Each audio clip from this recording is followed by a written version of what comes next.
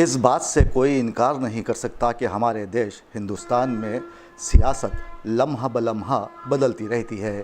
اس میں کوئی حتمی بات نہیں ہوتی۔ ہماری سیاست سے ہم بخوبی واقف ہیں۔ جب مفادات مشترکہ ہوں تو کل کے دشمنوں کو آج کے دوست بنتے دیر نہیں لگتی۔ ہم مانتے ہیں کہ ہماری موجودہ سیاست میں کوئی چیز حرف آخر نہیں ہوتی اور نہ ہی کل کے دشمن آج کے دشمن ہوتے ہیں۔ کل تک جو لوگ ایک دوسرے کو قاتل، چور، دہشت گرد اور ڈاکو قرار دیتے تھے، آج وہی لوگ ہم پیالہ و ہم نوالا ہو جاتے ہیں۔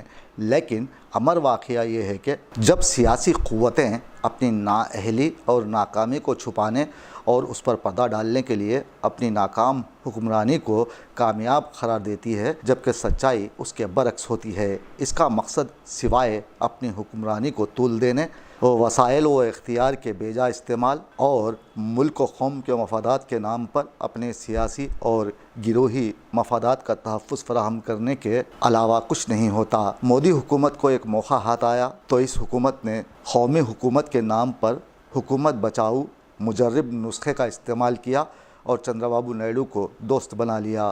قومی سلامتی اور خوشحالی کی آڑ میں اپنی سلامتی اور خوشحالی کے ایجنڈے پر کار بن رہے۔ حکومت چل رہی ہے، نہ جانے کب تک چلے گی یہ کوئی نہیں جانتا۔ تاہم آج 10:30 بجے مرکزی کابینی اجلاس منعقد کیا گیا، جس میں وزیر اعظم مودی کے علاوہ دیگر وزراء بھی موجود رہے۔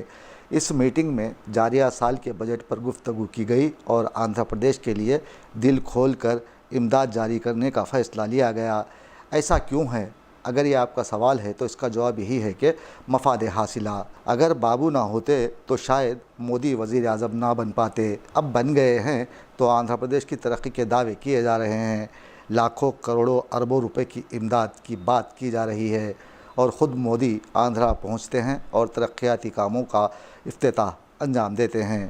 اب بیچاری عوام سمجھ رہی ہے سب کچھ ٹھیک ہوگا، اور دوسری جانب ناتجربہ کار تیلگو ہیرو پون کلیان ناچ ناچ کر لوگوں کا دل بہلا رہے ہیں تاکہ حقیقت کسی کو سمجھ نہ آئے۔ ترقیاتی کاموں کا افتتاح انجام دیا گیا، اب یہ کام کب پورے ہوں گے اس کا کسی کو اندازہ بھی نہیں۔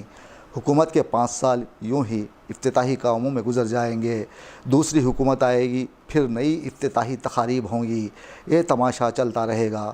تلنگانہ بھی تیلگو ریاست ہے جہاں کئی ترقیاتی کام ادھورے پڑے ہیں۔ مرکزی حکومت کی ذمہ داری ہے کہ ریاست کو دیے جانے والا حصہ ہی کم از کم تلنگانہ کو ادا کیا جائے، دونوں تیلگو ریاستوں کے ساتھ ایک جیسا سلوک کیا جائے۔ اب یہاں کہنا بس یہی ہے کہ اس سال کا بجٹ بھی پچھلے سال کی طرح ہی ہوگا، ایسی کیبنٹ میٹنگز ہوتی رہیں گی اور دیش میں خودکشی، بے روزگاری اور مہنگائی کی شرح میں روز بروز اضافہ ہوتا رہے گا۔